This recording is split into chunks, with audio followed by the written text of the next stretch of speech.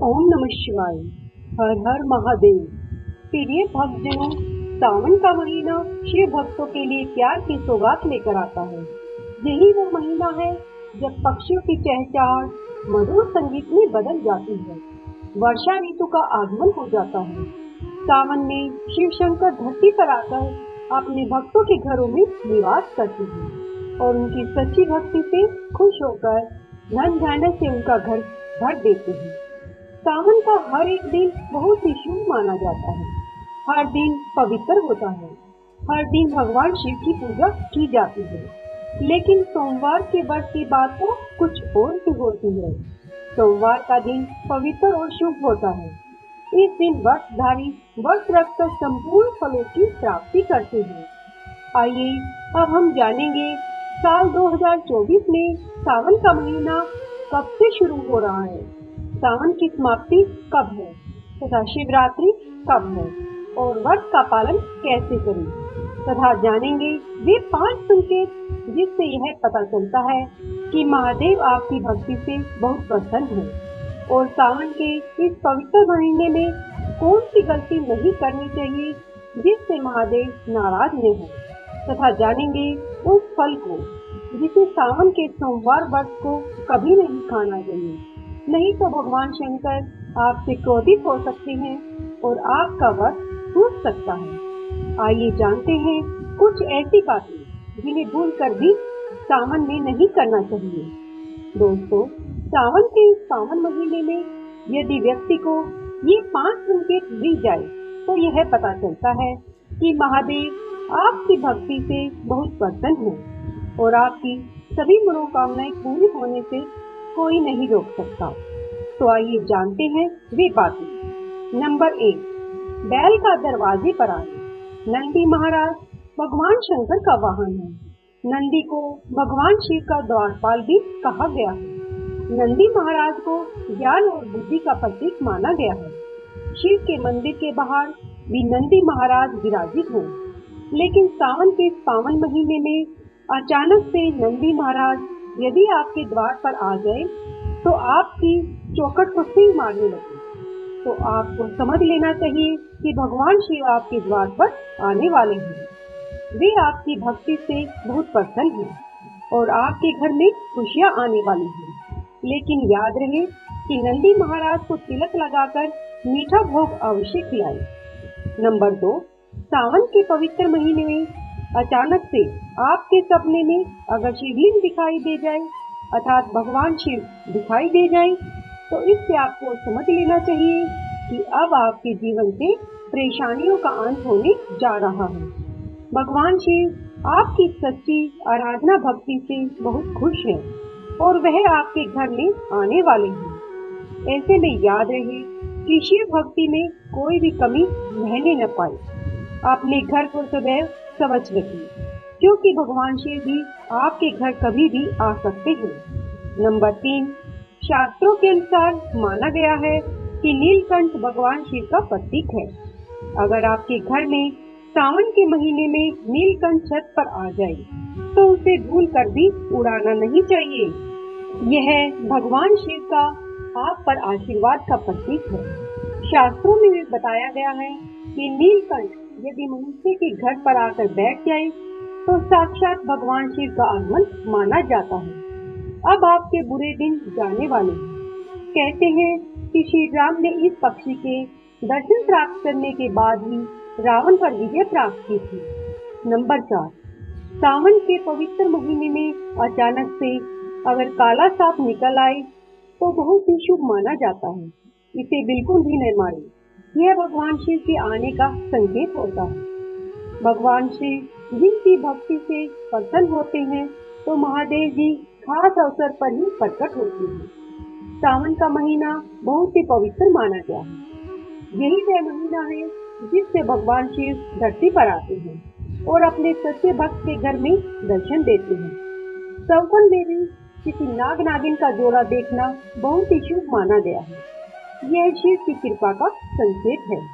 Number 5, सावन के शुभ अवसर पर सोमवार के दिन डमरू की आवाज और घंटियों की आवाज सुनाई दे तो यह अत्यंत शुभ माना जाता है। इसका अर्थ यह है कि भगवान शिव आपसे प्रसन्न हैं और जल्द ही आपके घर व जीवन में प्रवेश करने वाले हैं, जिससे आपका आर्थिक संकट दूर होकर जीवन में सुख समृद्धि आने वाली है। महादेव जी आपसे बहुत खुश हैं। आइए अब जानते हैं कि सावन के इस पवित्र महीने में वे कौन सी गलती है जिसे नहीं करना चाहिए। दोस्तों, नंबर 1, शास्त्रों में कहा गया है कि व्रतधारी को फल आदि मांग कर नहीं खाने चाहिए, इससे पाप लगता है और व्रत अधूरा रह जाता है। सोमवार का व्रत हो या कोई और व्रत, मांग कर कोई वस्तु नहीं खानी चाहिए। व्रत में उधार मांग कर खाने से व्रत झूठा हो जाता है। ईश्वर की शरण में आने के बाद व्यक्ति को झूठ बोलने तथा कर्ज लेने से बचना चाहिए। चुगली आदि भी नहीं करनी चाहिए। नंबर 2, दोस्तों, किसी भी सोमवार का व्रत हो या सावन का व्रत हो, हमें नाशपाती नहीं खानी चाहिए। असल में इस फल का नाम नाश है, यानी नाश करने वाला होता है, इसलिए इसे व्रत में नहीं खाना चाहिए। व्रत के दिन को छोड़कर आप इसको किसी और दिन सेवन कर सकते हैं। भगवान को भी नाशपाती नहीं चढ़ानी चाहिए। इस बात का भी ध्यान रखें कि व्रत में खाए जाने वाले कुट्टू व सिंघाड़े का आटा ताजा हो। लंबे समय के रखे हुए आटे में कीड़े पड़ जाते हैं। व्रत में हमेशा शुद्धता का ध्यान रखना चाहिए। फिर चलते जानते हैं उन चीजों को जो भगवान शिव के पास कभी नहीं रखनी चाहिए। नंबर 1, जहाँ शिवलिंग या महादेव जी की प्रतिमा रखी हो, वहाँ भूल कर भी चप्पल जूते लेकर नहीं जाना चाहिए। नंबर 2, शास्त्रों में बताया गया है कि जहाँ शिवलिंग होता है वहाँ सभी शक्तियाँ सक्रिय रहती हैं। जिस घर में शिवलिंग होता है वह घर व्यक्ति महादेव जी की कृपा पा लेता है। शास्त्रों के अनुसार शिवलिंग से ऊर्जा का संचार होता है, इसलिए शिवलिंग पर जल धारा हमेशा रहनी चाहिए ताकि ऊर्जा शांत रहे। कुछ लोग अपने घर में शिवलिंग को ले आते हैं, लेकिन वो एक हफ्ते के बाद प्रति सोमवार को ही जल चढ़ाते हैं, जो कि बिल्कुल भी अच्छा नहीं माना जाता। अगर आप प्रतिदिन जल नहीं चढ़ा सकते तो अपने घर में शिवलिंग स्थापित कभी न करें, क्योंकि गुरु पुराण में भी बताया गया है इससे उल्टा घर में विनाश ही होता है। इसलिए नियमों का अवश्य ध्यान रखना चाहिए। नंबर 3, दोस्तों, शास्त्रों में तुलसी में महादेव का वैर माना गया है। इसी कारण तुलसी में शिवजी व गणेश की प्रतिमा को नहीं रखा जाता। कई लोग ऐसा कर देते हैं, परंतु इससे घर में परेशानियां आना शुरू हो जाती हैं। शिवलिंग पर तुलसी कभी भी नहीं चढ़ानी चाहिए। तुलसी व शिवलिंग में कुछ दूरी होनी चाहिए। नंबर 4, यदि आपके घर कोई व्यक्ति मांस खाकर आए तो उसे मंदिर से दूर रखना चाहिए और मंदिर के आगे कोई कपड़ा डाल देना चाहिए। ऐसा न करने से भगवान शिव आपसे नाराज हो जाएंगे। शास्त्रों में इसे घोर पाप माना गया है। दोस्तों, सावन के महीने में स्वच्छ तन व मन से शिव जी का बेलपत्र चढ़ाना चाहिए। पौराणिक मान्यताओं के अनुसार बेलपत्र चढ़ाने से शिव जी का मस्तक शीतल रहता है।